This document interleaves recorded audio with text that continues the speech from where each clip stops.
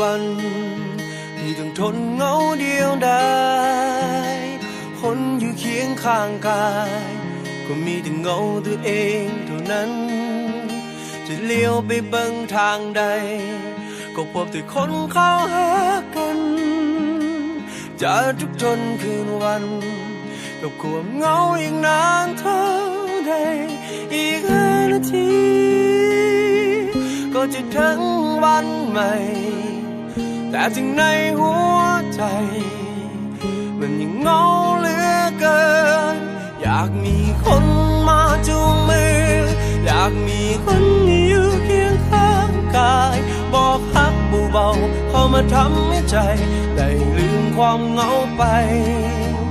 บ่อยากจะทนเหงาใจเจ็บปวดกับความอ้างว้างอีกนานเท่าไร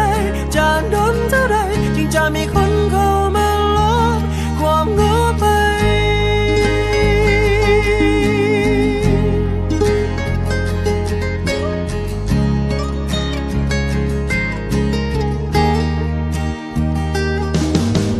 จะต้องทนอยู่แบบนี้อีกดนจากเท่าใด